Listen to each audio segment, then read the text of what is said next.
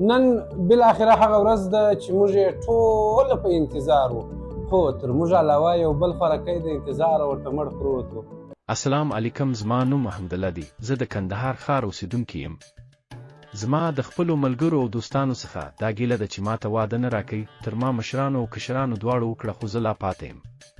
د خدای په شپو کې د علي جان واده لا دادي رانږدې څو، خو زه بیا هم لکه پاته یم.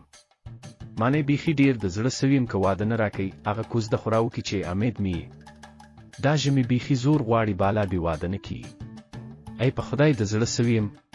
څومره چې احمدالله و دغه ورځ ته انتظار او خوشحاله و، تر ده زه ډېر ورته خوشحاله وم، ځکه چې نور مې د ده د ژړا طاقت نه درلود.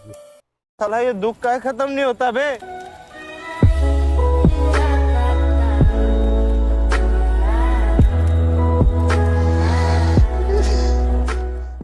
د ده تر ژړا بیا ما ته دې کار ډېر زور راکړو چې د ده د واده دپاره موږ 4 واره کالي وکړل، خو 4 سره واره د ده کوزده پاته شول او د کالو پیسې تاوان شوې. رزیله احمقه، ته زما د بدنامۍ دپاره پیدا سوی یې. اوس به نو د هغه کالو پیسې هم راکوي. ونې سادي پیسې ولکه زولې پیسې ورکم، یوه نیسه خو نه یم. ولې که هدي ستا یې په مول ته سم.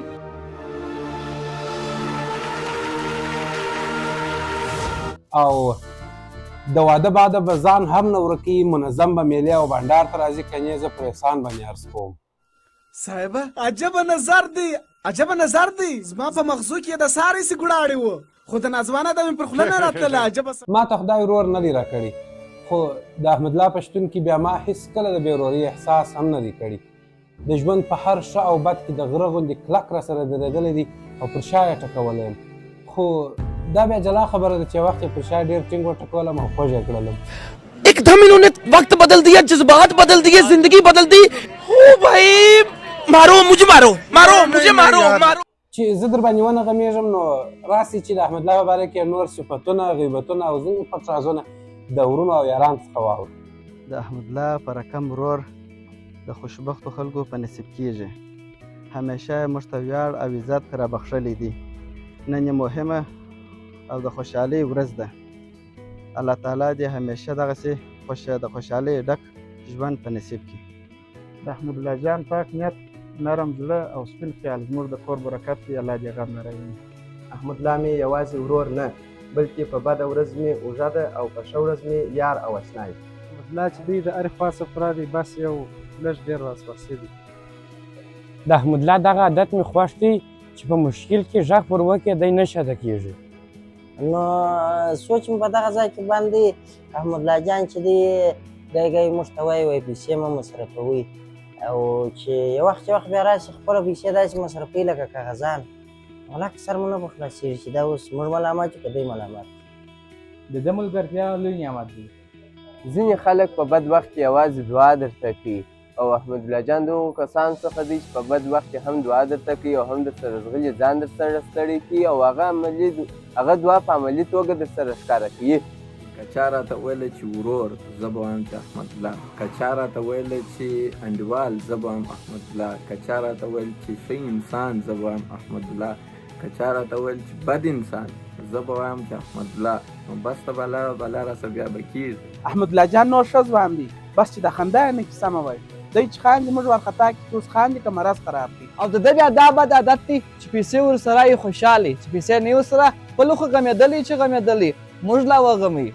احمدالله جان موږ د چا په خبرو نه، په عملي میدان کې.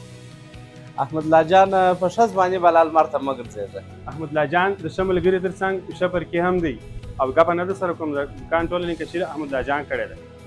ګرد دومره دی په ټلیفون اخته یي، ته چې وایې کنټینران یې را روان دي. اوس به چې وګورم چې ته څنګه د شپې په ټلیفون اخته کېږې. ملګرتیا، جمع، ورورګلوي، ضرب او وفاداري مساوي کېږي په احمدالله جان سره.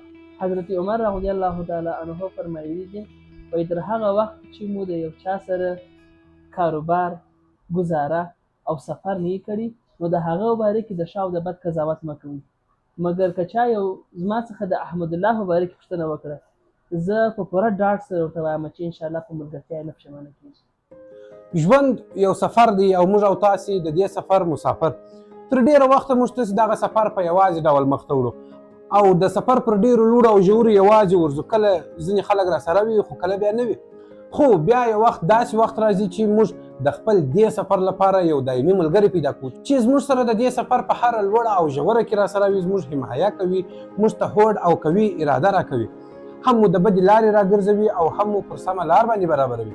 نو نن احمد الله جانه ستا د ژوند هغه وخت چې ته د خپل سفر دپاره یو دایمي ملګری پیدا کوي. الله مو دغه سفر مه لنډوه، الله مو په دې سفر کې یو د بل تر څنګ خوشحاله، یو د بل څخه راضي او آباد لره. واده مو مبارک سه. احمد الله ووا سس به نو دا شی ښه په یاد پر څونه خوبونو باندې اوبه راتوی کړلې.